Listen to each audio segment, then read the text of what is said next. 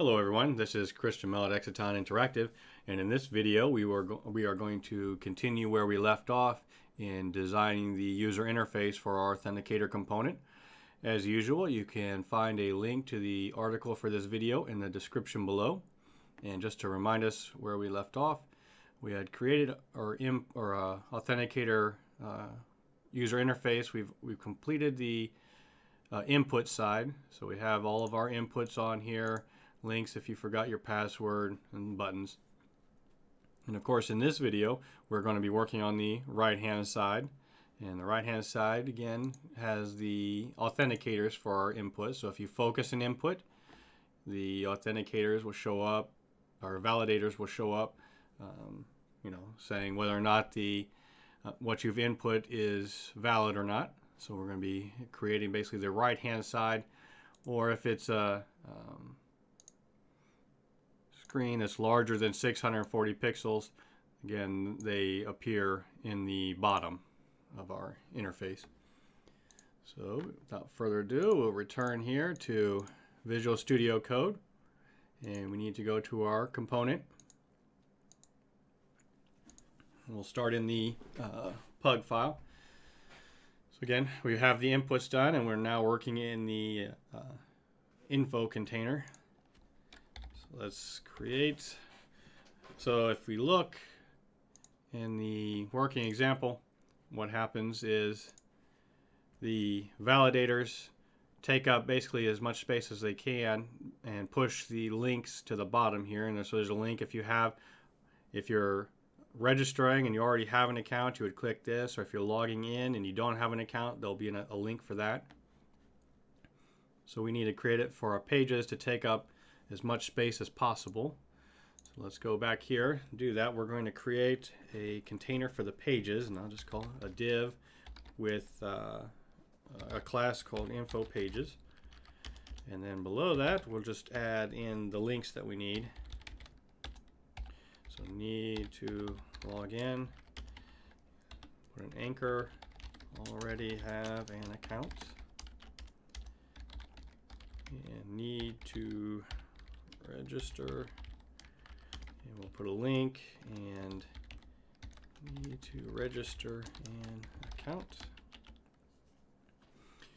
Okay, so we have basically the structure. What we'll do here is we'll also open up the styles here. Let me open that up and get to the appropriate spot.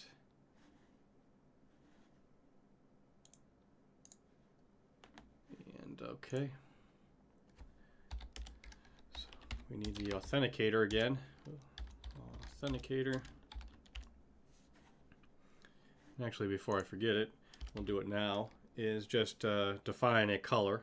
So in this case, I'm going to define a variable, so heading background color. So this is, if we look at the example, the H3, this was an H3. Heading up here has a background that's slightly darker than the background color for the info container. So we're going to create that variable. And we're going to say SAS has a function called darken. So we're going to take the info container's background color and we're going to darken it 2%, just a little bit of darkening. Now we have the info container. We're going to say display flex direction column, and color is going to be we defined this in the last video, info container color.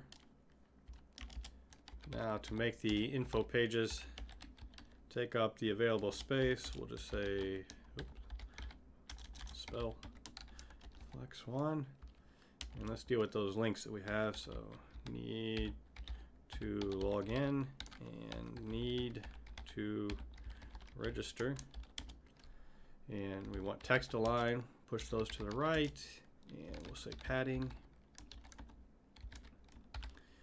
give them a 10 pixel padding. And let's see, the anchors themselves, we need to give them the color of the info container color. So we'll save that. As usual, I already have the npm run watch command going on. So I save it, and it's should be good to go here. So we can see here that, let me open this a little bit, the info pages, although there's no content, it's taking up as much space as possible, leaving just enough room for the links at the bottom. And of course, only one of them will be displayed at a time once we have the logic done for our component. And let's actually go back to the pug, and we'll start designing a little bit, or adding a little more content here. And let me get back. Okay, so inside the info pages, basically we'll have divs, and we'll give them class of info. And info contains a heading, which I said was an H3. We'll give it a class of info heading. The default one will just say welcome. And then we'll have a div called an info validator container. And those contains obviously info validator. And a validator is a paragraph with a class of validator. And I'm just going to copy this text here. So the text will depend on what mode you're in. So if you're logging in, we get this login message. If you're registering or forgot your username, forgot your password, there'll be a different message. But for now, we'll just have this. And oops, see that this should actually be, so the info should contain all of this. Now we'll make another one so that we can see things here. So we want to create another info. An H3 with info heading. This one's the username. And then we'll have the div info validator container. And div info validator p.validator. What we'll do here is just have some small amount of dummy text for now. And then we can also see that in the working example, the validator is actually the text, so that's the paragraph, and then there is also an icon. So we're going to create an icon here. We'll give it a class of validator icon. It's a font awesome, and for the moment we'll just use the times, so the X. And actually I want to have an example. So we'll do some styling if there's multiple validators. Only a couple of them have just one. Most of them have many. So we'll just throw in 3 validators. And we'll go back and take a look at where we're at. Alright, so we have again the H3s, the headings, the content, the paragraphs, and the icons. We'll return here. So let's do some styling. Get back to that. Okay. And we have, so info, let's style the headings. So the H3. So an info heading, we'll give it a padding. And it'll be 10 pixels. Background color will be the info container background color, and info heading background color, so the color that we just defined, the darkening. And border bottom 1 pixel solid, and I use 3B, and we'll give it a margin bottom of 0. Let's save that. Take a look here. Alright, so the headings are slightly darker than the container, the background there. And we have the padding and the border. So we're good to go on the headings. Now we'll turn to the info validator class. So what we need is the paragraph to be in a horizontal line with the icon. So we'll say display flex direction row, margin bottom. We'll put a 4 pixel margin on the bottom. Padding will be 5 pixels top and bottom, and 10 pixels left and right. Save it. Make sure I have everything name-wise typed in correctly. So we do have the padding on the paragraphs. Those are fine, and we have the paragraph and the icon on the same horizontal line. So we'll return here, and oops, actually we need to be inside. So we do want to, if you look at the example, right, if you have multiple validators, we do basically what you do on a table. We alternate the color so it's easier to see which text belongs to which icon. So we need to do that. And the whole reason that we have the info validator container is just to reset which child we're talking about. So in this case, we'll use the nth child pseudo selector. Nth child, make it even. Background color is going to be the info heading background color. We can save it. So we can see now that we have alternating colors going on. And let's go back. What we need is, so the paragraph, the validator. So the text, we want margin bottom to be 0. And we want it to take up the available space. So we'll put the flex 1. Now let's deal with the icon. So dot validator icon. Padding top. Just want to move it down just a slight bit. And now we'll deal with the coloring based on which icon it is. So we'll have 3 different versions. We'll say at. So if it's font awesome, if it also has the font awesome circle O notch. So let's go back to the example. If you look, we basically have 3 icons that show up on here. We have the X, so the times, the check mark, which is a check, and the one that we just talked about now, which is the circle with the notch, shows up in this button, but it also shows up in our validators for unique. So this will stay here until the server responds and tells us whether or not the username has already been taken. So what we want is, so if it has that class on it, we are going to say that the color is the indeterminate color, so the gray. If on the other hand it has a check, so the check mark, then the color should be the valid color. And if it has the times or the X, it should be invalid. Save that, return to our work, and we can see that we do indeed have it in, horizontal line still. Text is taking up all the available space, and the icon is red since it's the times icon. So we're done with the styling that we need for this video. So let's go back to our pug file, and we can see that, so we're going to need an info for all of our inputs. So we have 5 inputs, and we have the default here. So to make these things a little bit easier on us, what we're going to do is create a couple more mix-ins.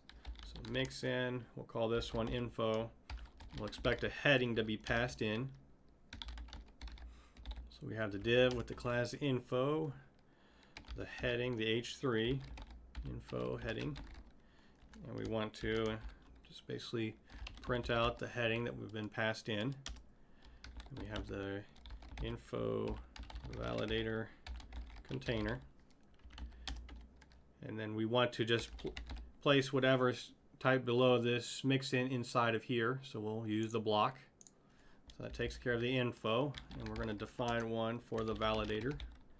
We'll pass in a message. It's again just a paragraph with the class of validator.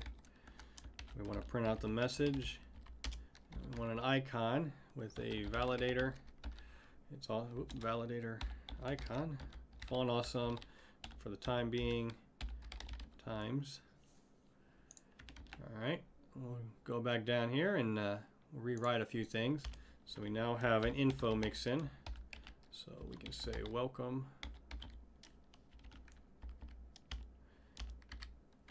And what happens so here is, you know, we would put the validator, a validator mixin call now, but this welcome here, it's the only time that we don't have a icon. We do not have an icon to go with the validator. If this happened more often, we would just put a flag inside of that mixin to say whether or not to print the icon. But since it's the only time, what we're going to do is just move this text. And I guess if we go back and look, I put inside the info the container, the validator container is there. So what we need is basically this text down here. What I'll do is just comment out this one. And we'll go ahead and put another one here, info and username.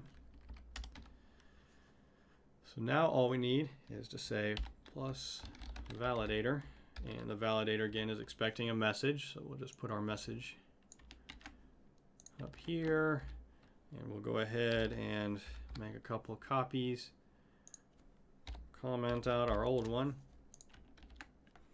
We'll save, return to our work, refresh, and see that I've made a mistake. So if I go back up to validator mixin, right, so I'll just pretend like this was a teaching moment. I forgot, you know, there should be a div here with the info validator class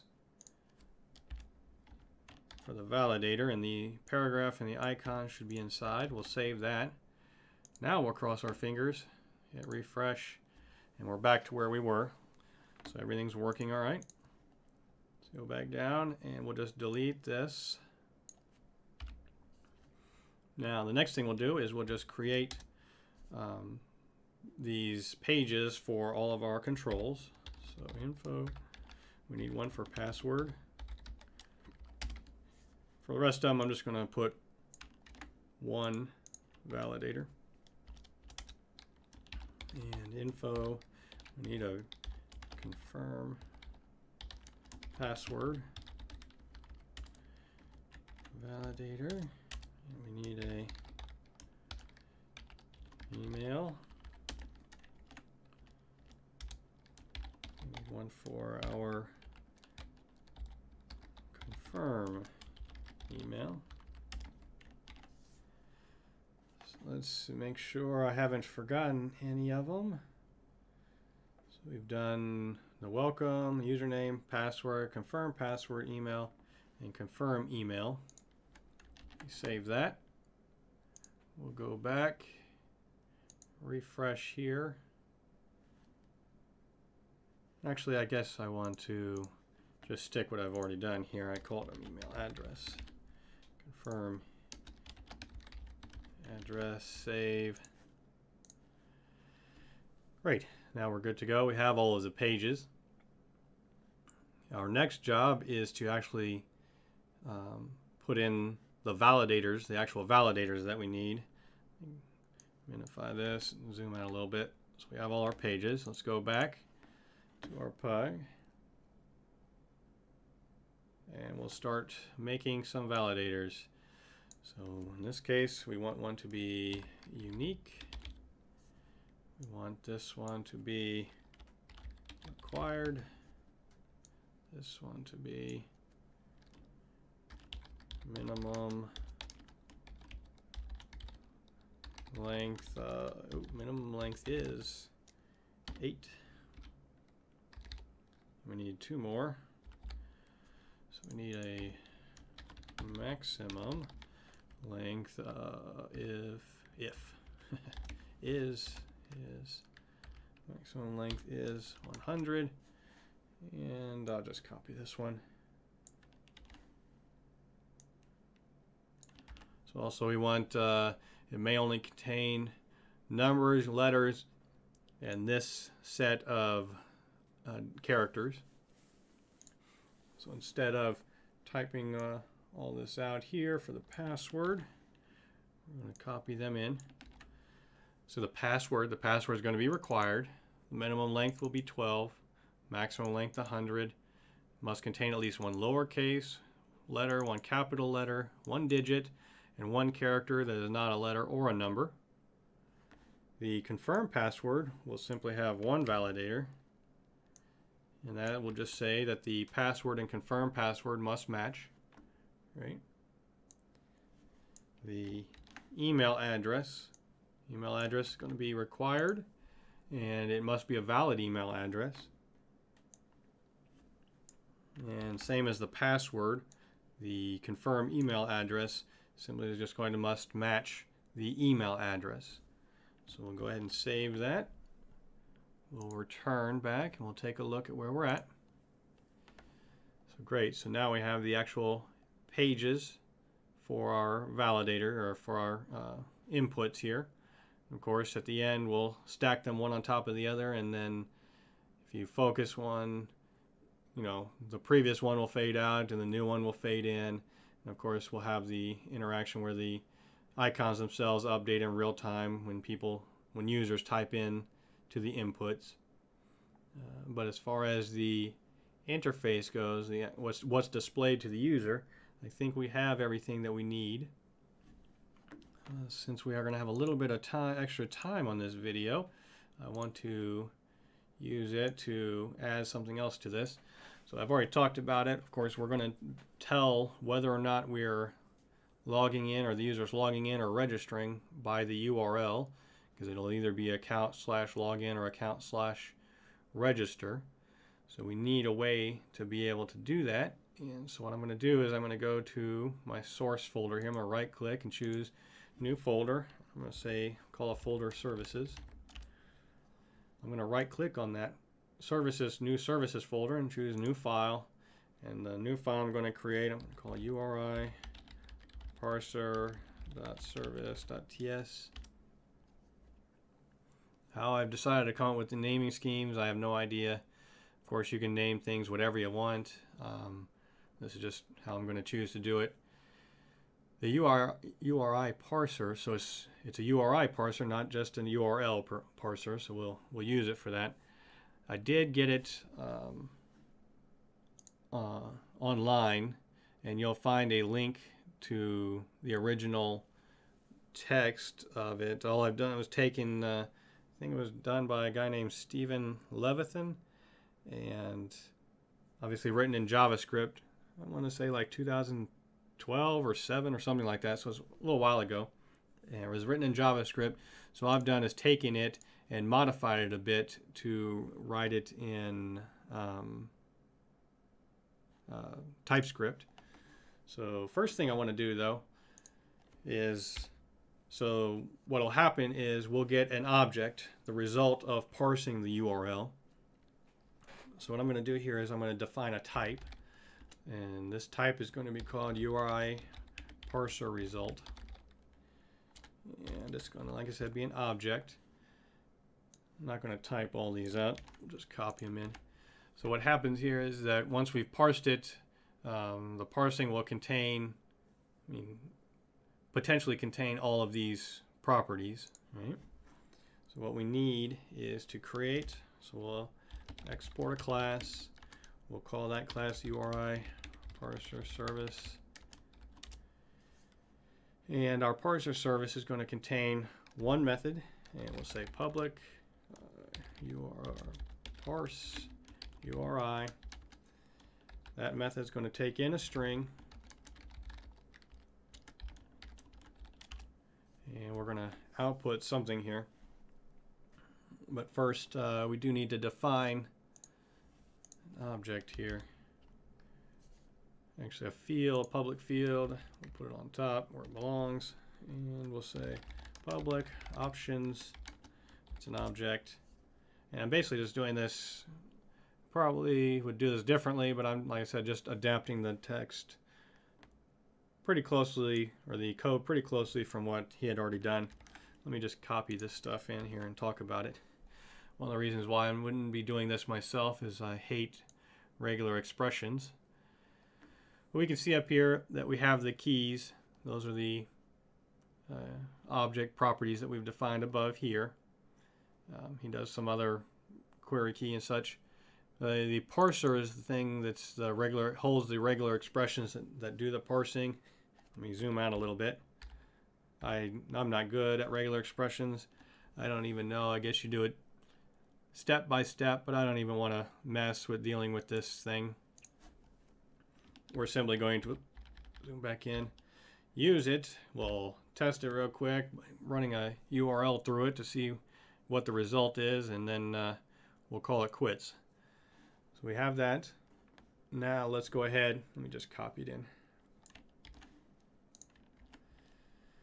So what we have is that, we have the options. You cast it to this variable called O. O up there has a parser. Apparently, what we would normally expect the parser to do is loose mode, so it's default to loose. Executes the regular expression on the input string and takes this URI object and creates the properties and sets them equal to it. And then what we're doing is returning that URI, and we're saying it as the URI parser result, right? So then we'll have IntelliSense to tell us what properties are on the result. So let me save that. What we do is I'll close the pug. We don't need that. We'll go back here and go into the Authenticator component.ts file. So we want our service in here. So I'm going to say import. And I'll say from. We need to go up to our services folder. And there it is. So now we should have the URI parser service. What we're going to do is have Angular provide us an instance of that service. And to do that, we'll create this or add this providers property to our metadata, and it's an array, or the value should be an array. And inside here, we'll put our URI parser service. Now we'll create our constructor. Since we've put it in the providers, Angular will inject it into our constructor for us. So what I'll do is I'll say private, and we'll just say URI parser, and it's a URI parser service. I'm going to use the underscore to mean that it's a private field. So here we'll say const parsed URL is equal to this underscore URI parser dot parse URI. We'll pass in window location dot href. So now we'll use our good friend the console log to take a look at the result. I do it every time. I want it to be parsed URL. Parsed URL. Semicolon, we'll save that. See, it's building everything. We have green, so we're good to go there. Let me increase the size here. Increase the text. If I refresh, now we have the result of parsing the URL. So when I'm looking at, I think that probably what we'll do is we'll just use the path property, and then we'll split the path on the slash. And so then we'll have, it'll either be account login or account register, and we'll use that to tell whether or not the user is attempting to log in or register, and then we'll show the appropriate information, we'll have the appropriate behavior for our component. And I think that will do it for this video. In the next video, I think what I'd like to do is to start adding in to the pug methods for us to dynamically update the classes on everything. So this will be the way that we deal with animation, changing the icons, so on and so forth. But until then, I'll talk to you later.